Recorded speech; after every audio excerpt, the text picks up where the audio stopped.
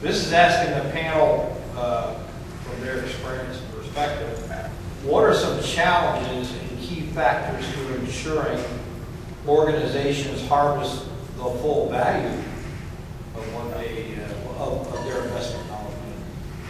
We'll start off with Dr. Kirsch. Okay, the questions get tougher, not just yes or no's. Yeah, thank you.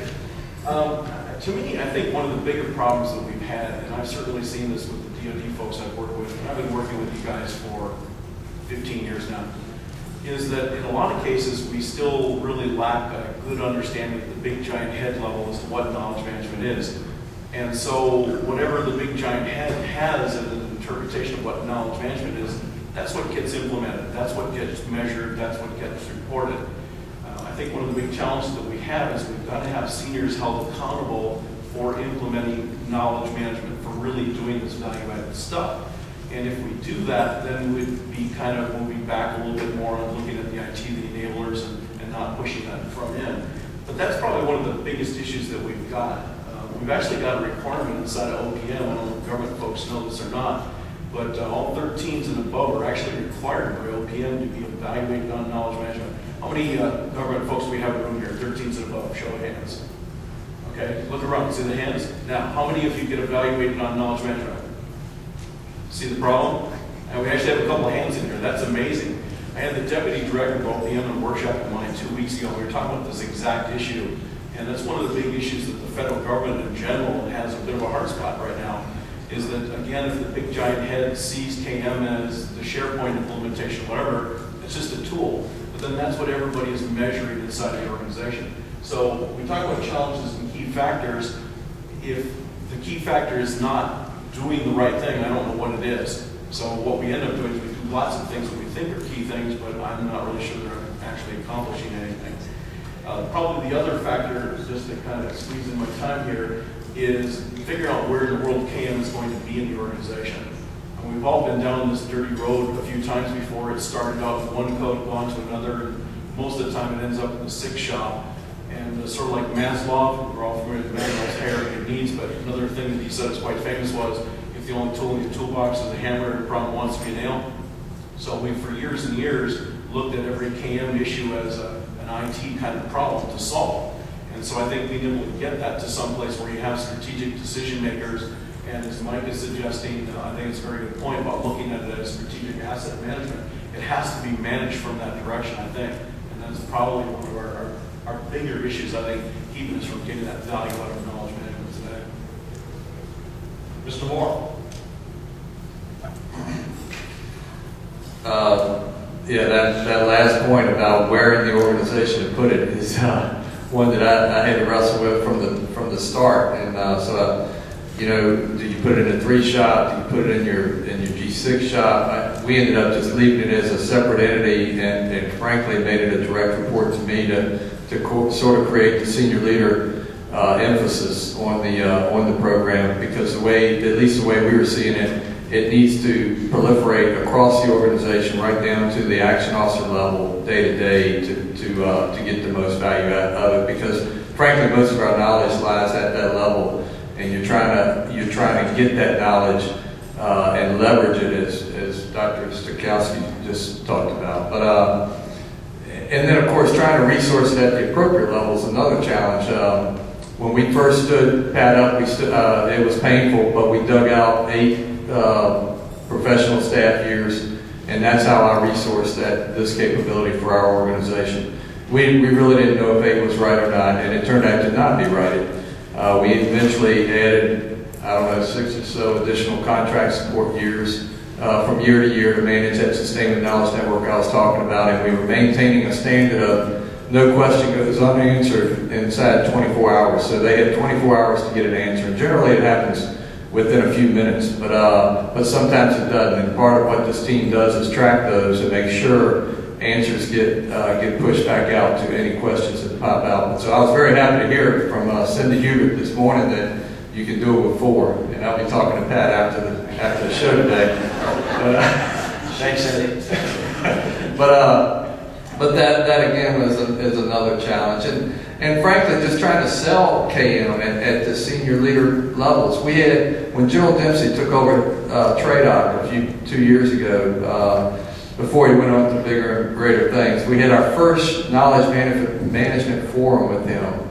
And he was like, what the heck is this thing? You know, I mean, he was really struggling to understand it because he knew it was powerful, but he didn't know why. It just, he had that gut feeling, and he dragged in all of TRADOC senior leaders to talk about it. And frankly, Pat was able to help him understand it because we had very real examples of how we were using it, at least within the sustainment community. And he really took it on, and it became a true enabler across the training and doctrine command as we tried to implement some of the changes he wanted in learning and how we were evolving as a teacher of soldiers. But getting that challenge, because you know he walks out the door, get a new commander, we start all over trying to help him justify why he needs a certain capability. And then, as I mentioned earlier, just getting the processes modernized to match the tools that are available to execute. You know, I think that's probably enough on that. Thanks. Dr. Stankowski? Again, if you go back to my definition or my construct, if knowledge is your strategic asset, as I think we kind of know it is intuitively because it's happening, then obviously it belongs, and the only way you're going to get it working is if the leadership recognizes it. It's like going to Goodyear and say, justify rubber to make a tire. Justify knowledge for my organization. I mean, it's ludicrous. You can't produce the output without the knowledge. The challenge is, what knowledge? We don't know how to do requirements-based knowledge. I'm a systems engineer. What critical knowledge do we need? Well, if I'm an airplane designer, you sit down and you say, well, what do you need to design an airplane? I'm a tank driver. What do I need to drive a tank? What knowledge, information, and data critical do I need to do it? If you don't have a list or inventory, then guess what? You don't know what the hell you're doing.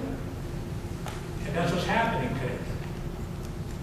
Clearly, if knowledge is a strategic asset, which I advocate, and I think it is, statistically, and everything, then it belongs at the chief executive, and we normally give that to the operations guy, the president, which is the chief operations officer.